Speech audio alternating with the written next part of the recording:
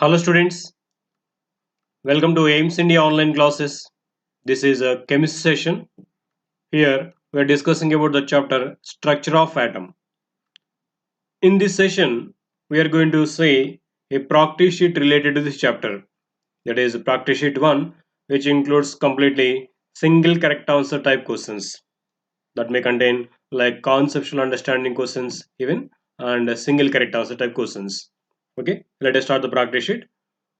First, let us see conceptual understanding questions. See the first one. The first atomic theory was proposed by. Who proposed the atomic theory for the first time? Yes, he was John Dalton. John Dalton proposed the first atomic theory. Okay, the concept of atom was proposed by him. Of course, in our Indian philosopher, also one of the philosophers, namely Maharshi Kannad, also has given a proposal about the atom. In his scripts, he given some statements like every padartha is made up of anus. These anus are the composite of paramanus. This was given by Maharshi Kannada before 600 BC. In around 400 BC, John Dalton has given this proposal that the atomic theory, which was proposed by John Dalton. He told that atoms are the smallest particles of every matter. Okay, he was John Dalton. But the term atom was for the first time used by Democritus. But the theory of atom for the first time is given by John Dalton. Next question. The number of waves passing through a point per second is called. Yes, number of waves passing through a point per second, number of cycles or number of rotations, number of oscillations per second. These all will come under definitions of frequency. The number of waves passing through a point per second is called frequency of that radiation or frequency of that wave. Okay, it is frequency. Next question. The wavelength for a given type of electromagnetic radiation is. So in the options they have given about frequency. So the relation between the wavelength and frequency they're asking here. How they are both related. If the wavelength of a radiation is much greater, then the number of waves passing through a point per second will be less.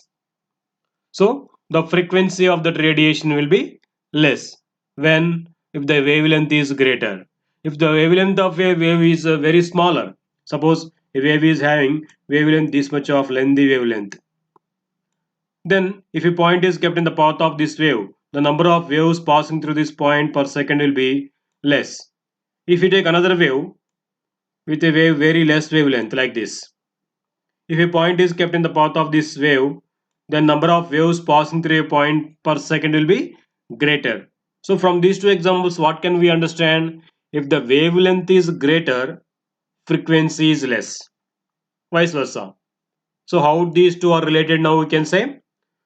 Wavelength is inversely proportional to frequency. Isn't it? Yes. Wavelength is inversely proportional to frequency for a given type of electromagnetic radiation. Where is it?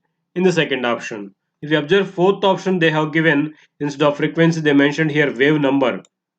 Let us see how these two are related, wavelength and wave number. We know the reciprocal of wavelength is defined as wave number. So reciprocal means inversely proportional. But here they mentioned directly proportional. So wavelength is inversely proportional to wave number and even it is inversely proportional to frequency also. So second option is correct here. Next, as frequency increases, energy of the electromagnetic radiation. How these two are related, frequency and energy. According to Max Planck's quantum theory of radiation, energy emitted by the particles like electrons, energy emitted by the waves is not being continuous. It is being discontinuous in the form of small packets.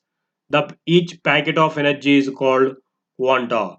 The energy associated with this quanta or packet of energy is directly proportional to frequency of that radiation. So we can say now energy is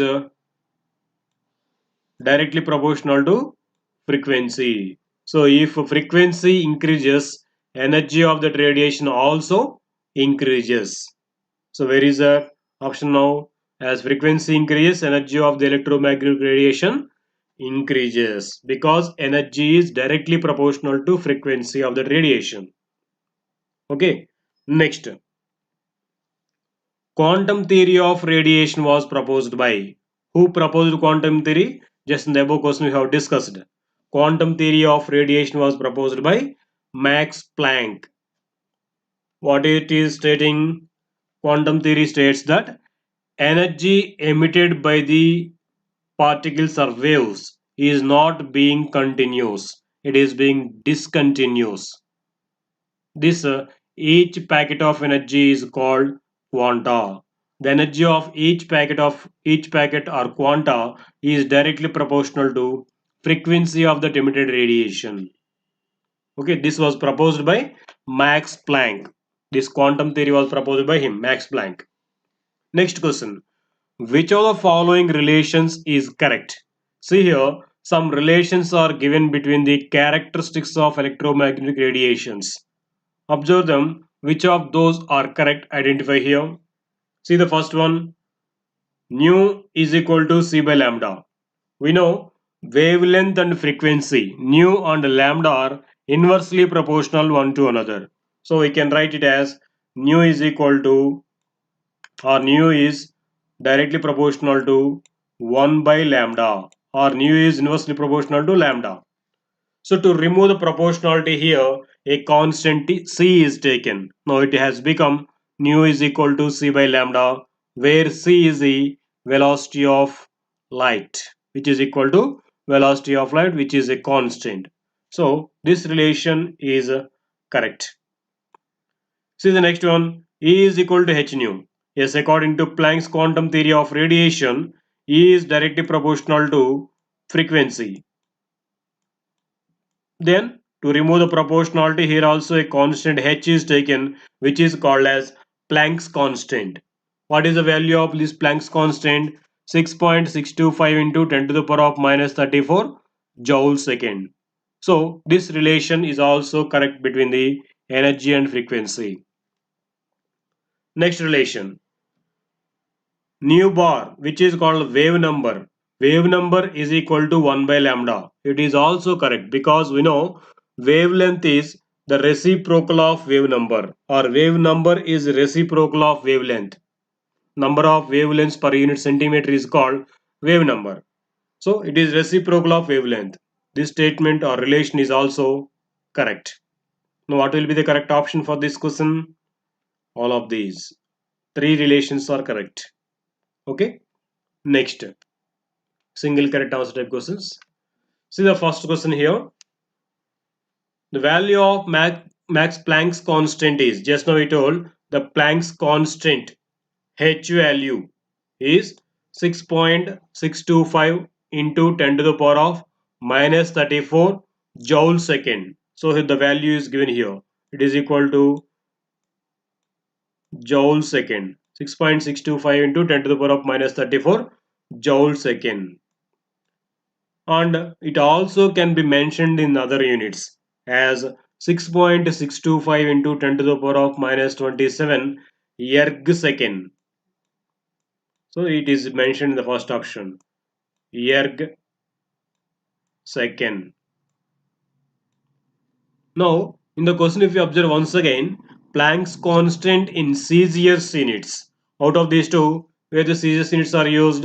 Here, erg second. Now the value of Planck's constant in Celsius units is 6.625 into 10 to the power of minus 27. This is the value in units erg second. Okay, this is correct. Next, as the distance from the nucleus increases, energy of the electron decreases, energy of electron increases. does not affect, depends on the nature of the atom. Actually, as the distance from the nucleus to the out electron increases, what happens? Energy of the electron increases. The electrons which are nearest to the nucleus are in the first orbit are having the lowest energy. As the distance from the electrons and nucleus increases, their energy will be increased. So if you consider this as E1, the electron in the first orbit, suppose the electron in the fourth orbit like this with energy E2. Now it will be E2 will be always greater than E1. That means energy of the electron in the higher orbit will be always greater than that of the electron in the lower orbit. So as the distance from the nucleus increases, energy of the electrons increases. Where is it? In the second option. Okay. Next, as the orbit number increases, the energy difference between the two adjacent orbits. Yes, it is also similar like eighth question, but there is difference between these two. Observe carefully. As the orbit number increases, the energy difference between the adjacent orbits. So as here in this question, what it asked? As the distance between the nucleus and the electron increases, energy of the electron increases. But here in the next ninth question, it is asked as the distance or as the orbit number increasing, difference between the energies of two adjacent orbits decreases. Suppose here this is the first orbit, this is second. The difference between these two orbits energies will be greater when compared to the difference between the energy difference between these two second and third orbits. That will be greater than the energy difference between the fourth and third orbits. So energy of the orbits will be increasing gradually, but the energy difference between the two adjacent orbits decreases as we move away from the nucleus. Got this point? Good. Next, next question. The wavelength of a blue light is 4800 angstroms. The frequency of this light is. So what is given here? Wavelength lambda is given and asking to find out frequency. What relation we have between these two? Let us see first the solution. So this is the solution for this question. See, we have nu is equal to c by lambda, where nu is the frequency, c is velocity of light, lambda is the wavelength. Already lambda value is given as 4800 angstroms. Okay, if we convert this into meters into 10 to the power of minus 10, we have to multiply. Then the units will be converted into meters. Angstroms can be converted into meters by multiplying it 10 to the power of minus 10, because 1 angstrom is equal to 10 to the power of minus 10 centimeters. 1 angstrom is equal to 10 to the power of minus 10 meters. So if you multiply with 10 to the power of minus 10 meters, we can convert this wavelength into meters now. So wavelength is given. C is a constant whose value is a constant, which is equal to 3 into 10 to the power of 8 meters per second. Now C value is known, lambda value is given, asking to find out frequency. If we substitute the values of these two, velocity of light and wavelength, we get the final frequency value as 6.25 into 10 to the power of 14 second inverse. Where is it? Yes, here. So this is the correct answer. Okay. Next question. Calculate the energy associated with a photon of light whose frequency is 3 into 10 to the power of 15 second inverse. So what is given in the question if you observe, and what is to be found? If you understand these two, we can find out the answer very easily. See here, they have given the frequency. Calculate the energy, means they are asking to calculate energy of a photon with a frequency 3 into 10 to the power of 15 second inverse. Frequency is given and asking to calculate energy. What relation between these two we have? We know energy is equal to h nu. E is equal to h nu. We have that formula. Let us see the solution so that we can understand. So frequency, sorry, it is a frequency, not a wavelength. Frequency value is given as 3 into 10 to the power of 15 second inverse. And we have a relation between these two, energy and frequency, from the Planck's equation, that is equal to E is equal to h nu. And here h is a Planck's constant. H is called Planck's constant, whose value is equal to 3 into 6.625 into 10 to the power of minus 34 joule second. Now H, Planck's constant value, is known, frequency is given. Now we can calculate energy by substituting these values. What do we get? Finally, by substituting these values, we get it as 1.98 into 10 to the power of minus 18 joules. Where is the answer? Here, in the second option. Did you understand? They have given frequency and asked to calculate energy. Then, between these two, there will be certain relation between the given quantity and the quantity which is to be found. That is E and nu. What relation we have here? E is equal to h nu. H is being a constant whose value is known already. Now, if we substitute these values, we get energy. Got it? Next question. The ratio of energy of photon of 2000 angstroms wavelength to that of a photon of 4000 angstroms wavelength. So here the wavelengths of two different photons are given and they asked to calculate the ratio of their energies. It can be done by calculating their energies because here wavelength is given. Between the wavelength and energy there is a relation, that is E is equal to h nu or h into c by lambda, because nu is equal to c by lambda. Now we can say E energy is equal to hc by lambda. By substituting the values of hc and lambda, we can calculate the energy of each photon and we can calculate the ratio. That's one. Otherwise, directly also we can do this problem. That is by taking the relation between the energy and lambda. So from this we can say h is a constant, c is also a constant. Okay, by removing these two, what we get? Energy is directly proportional to 1 by lambda. By taking the relation, we can find out directly ratio of energy. See the solution. So lambda values are given. Lambda or wavelength of first rate photon is this.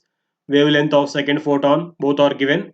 Now we have relation as we have written here. E is equal to hc by lambda.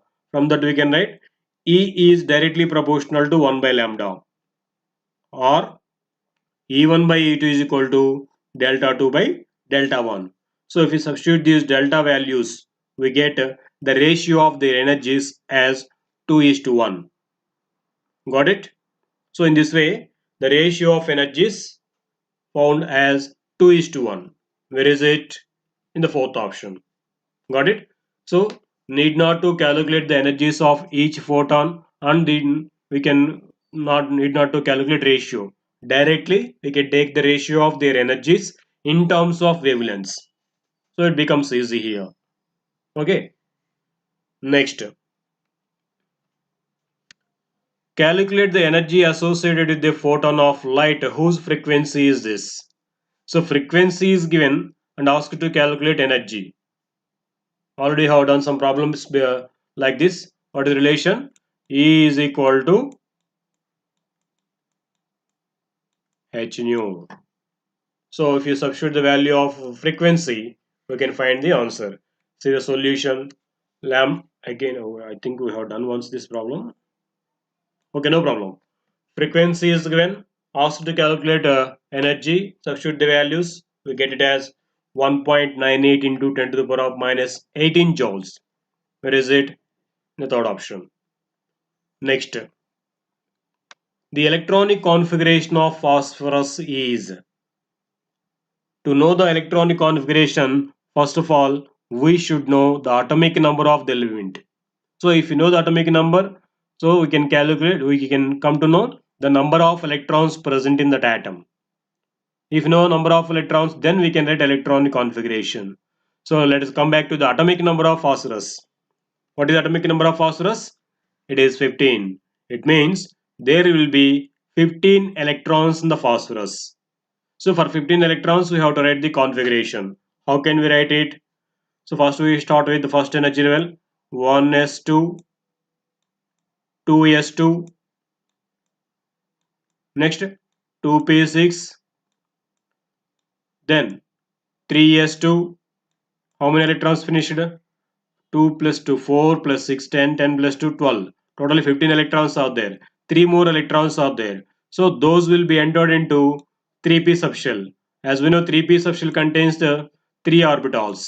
So according to Hunsul, each degenerate orbital will be occupied by single electron. That is why we write it as 3px1, 3py1, 3pz1. So in this configuration, this can be written as neon because this configuration represents neonic configuration. So the electronic configurations of the elements also can be represented by using the symbols of nearest noble gas symbols also. Okay, here in the place of this we can mention neon, which is mentioned in the square brackets. Okay, neon 3s2, 3px1, 3py1, 3pz1 is the electronic configuration of phosphorus. Where is it mentioned? See the second option. Okay, these two configuration. This is correct and this is also correct. Sometimes the same also mentioned can be mentioned like this: 1s2, 2s2, 2p6, 3s2, and next 3p3. Instead of expanding this p subshell into orbitals, directly they may write 3p3 also. This configuration also representing phosphorus only. Okay, whatever they give in these options, out of these three, all will be correct answers only. Okay, next question. The atomic numbers of elements X, Y and Z are 19, 21 and 25 respectively. The number of electrons present in the M shell of these elements follow the order. So they're asking the number of electrons in the M shell of these atoms. So if you write the electronic configurations, then we can identify the number of M electrons in these three elements. Then you can say the answer. So the solution, we say element X with configuration atomic number 19. What do we get configuration? It's like this. We can say it is potassium. 1s2, 2s2, 2p6, 3s2, 3p6, 4s1. Now they're asking the number of M electrons or the number of electrons present in the M shell. M shell means KLM, that is third shell. See here for this element X in third shell, totally how many electrons are there? Totally there are 8 electrons. So for element X there are 8 electrons. Next, if you observe for the element Y, if you write the configuration for 21 atomic number, we get configuration as 1s2, 2s2, 2p6, 3s2, 3p6, 4s2, 3d1. Now, how many electrons are there in the M shell? That means the third shell, this 3s subshell, 3p, 3d, these three will come under third energy level or M shell only. Now, these all electrons will come under M shell electrons only. How many are there totally? 9 electrons. Okay, next element Z. Atomic number is 25. If you write the configuration, we get it as 1s2, 2s2, 2p6, 3s2, 3p6, 4s2, 3d5. Then if you see how many electrons are there in the third shell, that means M shell. See how many are there? 2, 6, 5. Totally there are 13 electrons. Now which element is having greater number of M electrons? Z. Next Y and then X. Okay, where is this correct answer now mentioned? In third option. Okay, To find out the number of electrons in an orbit or shell or subshell, better to write the electronic configuration of the element first, so that we can understand these all points very easily. Got it? Thank you for watching our video. Please subscribe our YouTube channel AIMS Today for latest updates on recorded videos.